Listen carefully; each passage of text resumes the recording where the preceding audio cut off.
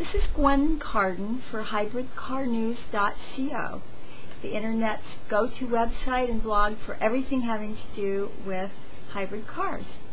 And I have with me today William Gill of Jensen Beach, Florida, who owns a 2009 Toyota Prius. And it just so happens that William is a very good friend of mine. He's the first person I ever knew who had a hybrid car, and he was the first person I ever rode with in a hybrid car. So I will always remember that because it was a very special and exciting memory. You're the one who really tuned me into how cool these cars can be. William's with us today on Skype, and he's going to share with us from a consumer perspective some questions that probably a lot of people have who are considering getting a hybrid car. We're going to do 3 segments with him. This is the first one, and we're going to be talking about deciding to buy a hybrid car. So, hi William. Hi Gwen. Anyway, I'm really happy you're here with us today. So let me just ask you a few little, introductory questions so people know a little bit more about your hybrid car ownership. And I was just wondering, if this is your first hybrid, is that correct? Yes, it is. What did you drive before? I drove a 1994 Honda Accord EX. Mm-hmm. And what made you decide that you wanted to go the hybrid route? Well, I was ready for a new car. My Accord was starting to age, and when I looked into what to buy, I felt that the hybrids had the best combination of the latest technology, as well as something that made a positive impact on the environment by using less fuel and having lower emissions.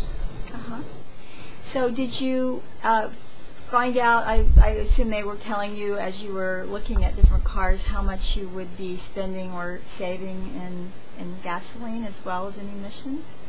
Well, I like to do my research, so I actually got on several websites, including the Toyota and the Honda websites, since they both offer hybrids, and I researched how they work, what gas mileage they promise, and so on. And by looking at how the car actually works, the word hybrid means several different things in the car market, and I wanted the way that Toyota implements hybrid, as well as the gas mileage that they were promising, which has come to be true. Oh, well, I want to hear what came to be true, but you also just said something that I didn't know. How are hybrids different? The Toyota hybrid has 2 engines. It has a gas engine and an electric engine, and there's a computer that decides which engine to run, either or both of those engines, depending on what the car is trying to do. The early Honda Civic hybrids, before Honda came up with the Insight, was labeled a hybrid, but it only had a gas engine.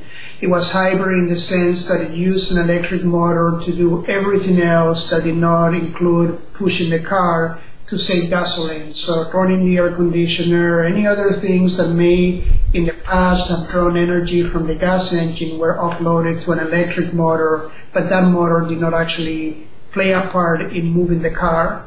With the Toyota design, the gas engine and the electric engine both are there to move the car, and again, a computer decides which one or both or neither to use based on the current driving situation. So you felt that it was really more of a hybrid that the Toyota was than the Honda was? Absolutely. Mm-hmm. Now, Honda does have the Insight now, which does use the concept of 2 engines that are both there to push the car. But when I bought my Prius, to my understanding, Toyota was the only one with a true hybrid with 2 engines that both were used to move the car. Yes.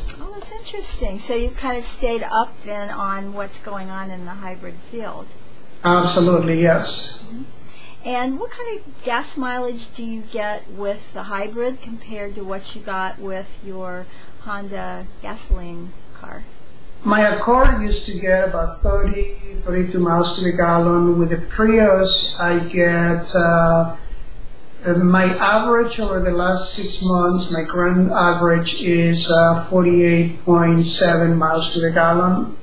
The Prius actually gets better mileage in the city versus on the highway, which is opposite than regular cars.